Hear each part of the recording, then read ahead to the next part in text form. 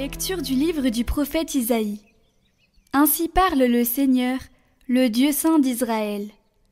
Peuple de Sion, toi qui habites Jérusalem, tu ne pleureras jamais plus. À l'appel de ton cri, le Seigneur te fera grâce. Dès qu'il t'aura entendu, il te répondra. Le Seigneur te donnera du pain dans la détresse et de l'eau dans l'épreuve. Celui qui t'instruit ne se dérobera plus, et tes yeux le verront. Tes oreilles entendront derrière toi une parole.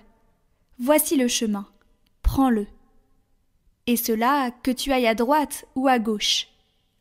Le Seigneur te donnera la pluie pour la semence que tu auras jetée en terre, et le pain que produira la terre sera riche et nourrissant. Ton bétail ira paître, ce jour-là, sur de vastes pâturages. Les bœufs et les ânes qui travaillent dans les champs mangeront un fourrage salé, étalé avec la pelle et la fourche.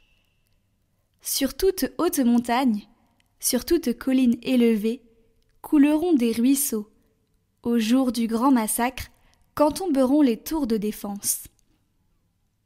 La lune brillera comme le soleil brillera 7 fois plus, autant que 7 jours de lumière, le jour où le Seigneur pansera les plaies de son peuple et guérira ses meurtrissures.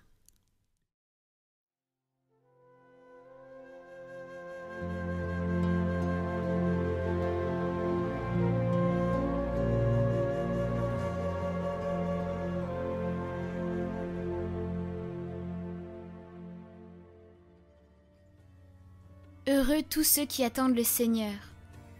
Il est bon de fêter notre Dieu. Il est beau de chanter sa louange. Le Seigneur rebâtit Jérusalem. Il rassemble les déportés d'Israël. Il guérit les cœurs brisés et soigne leurs blessures. Il compte le nombre des étoiles. Il donne à chacune un nom. Il est grand, il est fort, notre Maître. Nul n'a mesuré son intelligence. Le Seigneur élève les humbles et rabaisse jusqu'à terre les impies. Heureux tous ceux qui attendent le Seigneur.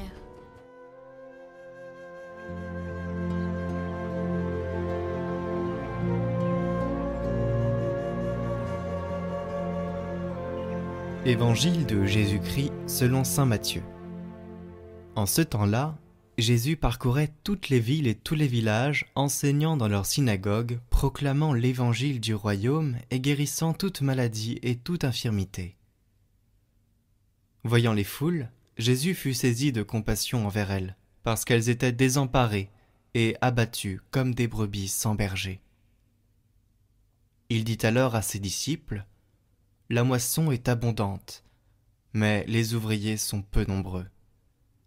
Priez donc le maître de la moisson d'envoyer des ouvriers pour sa moisson. » Alors Jésus appela ses 12 disciples et leur donna le pouvoir d'expulser les esprits impurs et de guérir toute maladie et toute infirmité.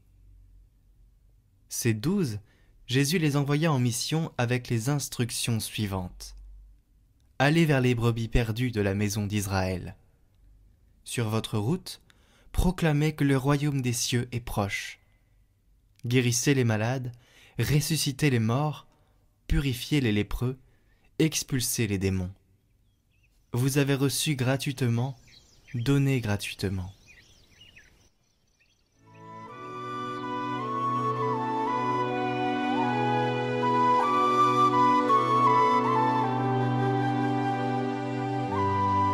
Commentaire de saint Cyprien. Le royaume des cieux est tout proche. Que ton règne vienne. Nous demandons que le règne de Dieu se réalise pour nous, dans le sens où nous implorons que son nom soit sanctifié en nous. Quand est-ce, en effet, que Dieu ne règne pas? Et quand donc a commencé ce qui, en lui, a toujours existé et ne cessera jamais?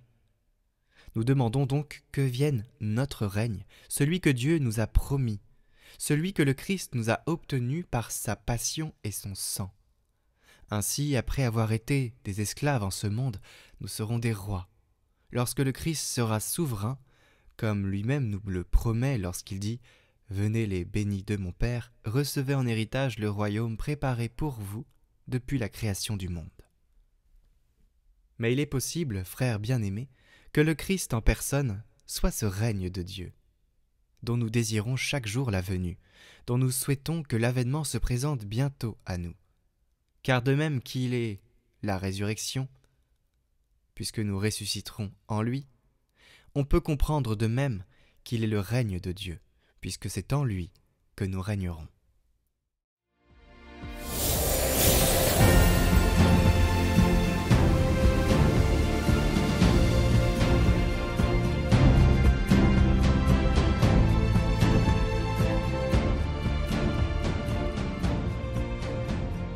Bonjour à tous. Aujourd'hui, en ce samedi 3 décembre, on retrouve Chloé de Travers, Clodo de Travers, qui va nous parler de la vie de Saint François Xavier. Et on l'écoute tout de suite. Yo, c'est Clodo. Joyeux samedi 3 décembre. Alors aujourd'hui, nous fêtons la Saint François Xavier. Saint François Xavier, c'est un peu un big boss en termes de saint. C'est-à-dire qu'on dit qu'après les premiers apôtres, c'est le plus grand évangélisateur. Saint François Xavier, c'est celui qui est venu évangéliser l'Asie. Il a été envoyé par le pape, de base il n'est pas trop prévu ça, mais finalement, quand on lit la vie des saints, on se rend compte que les plans qu'on se fait, en général, Dieu en a de beaucoup plus grands. La preuve en est avec sa vie. Je vous invite vraiment à vous renseigner sur sa vie. Aujourd'hui, je vais surtout vous parler de la mission pendant ce temps de Noël. Parce que oui, Noël, aujourd'hui, c'est plus vu comme des cadeaux, comme une réunion familiale et la bûche qu'on va manger. Mais c'est bien plus que cela. Pendant la nuit de Noël, c'est là où toute notre vie pouvait prendre sens. C'est là où le Verbe va se faire chair, c'est là où l'amour va se montrer au monde. Alors j'aimerais vous lire le passage d'une lettre que Saint François Xavier a écrite à Saint Ignace de Loyola. Dans ce pays, quantité de gens ne sont pas chrétiens, uniquement parce qu'il n'y a personne aujourd'hui pour en faire des chrétiens. Bien souvent, il me prend l'envie de parcourir toutes les universités d'Europe, spécialement celles de Paris, et de crier, partout, comme un homme qui a perdu le jugement, à ceux qui ont plus de science que de charité, en leur disant « Hélas, combien d'âmes, exclues du ciel à cause de votre négligence, s'engouffrent dans l'enfer ?» En fait, quand on lit cette lettre, on se rend compte que les choses n'ont pas trop changé. En général, la plupart des personnes qui ne sont pas croyantes parce qu'elles sont fermement opposées au christianisme, mais parce qu'en fait, elles n'ont jamais eu l'occasion de découvrir ce qu'était vraiment le christianisme.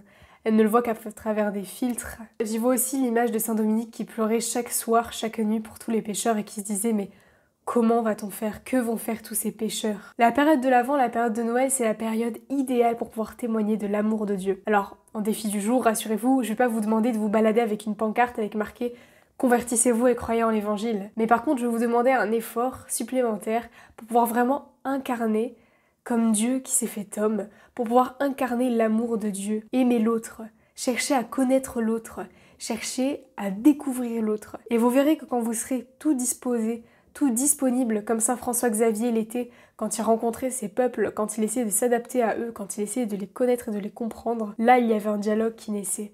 Parce que là il pouvait leur montrer ce en quoi lui y croyait et quel était le sens de sa vie. Venez vraiment vous revêtir de l'habit du Christ, de l'habit nouveau. Venez vous revêtir de l'amour pour pouvoir parler à autrui, pour pouvoir témoigner de votre foi. En cette fête de Saint François Xavier, je vous mets au défi de témoigner de votre foi.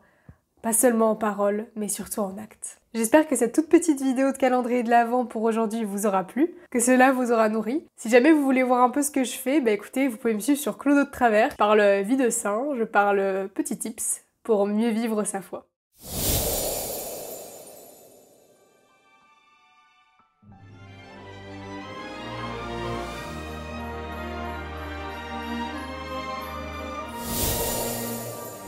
Eh bien, bon courage pour vous lancer dans le témoignage de votre vie. C'est très important, Chloé a raison de le rappeler. Demain, on se retrouve avec le Père Simon de Catholande pour un petit commentaire sur l'évangile du jour. Et je vous souhaite une très bonne journée, un bon week-end à tous. Soyez dans la joie. Retrouvez ce parcours sur nos chaînes YouTube Cathoglade après les lectures du jour, sur Cathoglade Prière en individuel, sur notre newsletter ainsi que sur notre compte Instagram. Les liens sont en description.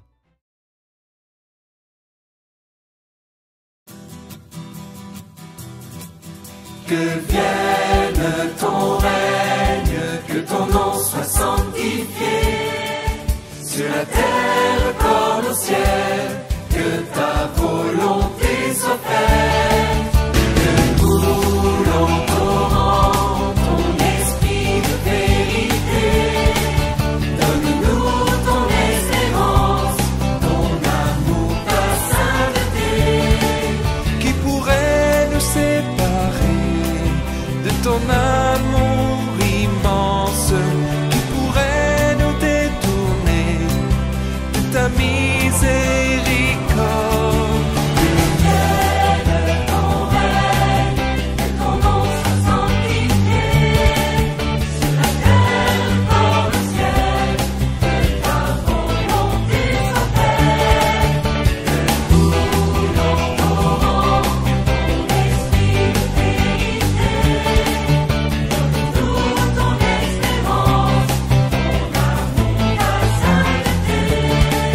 Tu habites nos louanges, tu inspires nos prières, nous attirant ta présence pour nous tourner vers nos frères. Que vienne ton règne, que ton nom soit sanctifié, sur la terre comme au ciel, que ta volonté soit faite.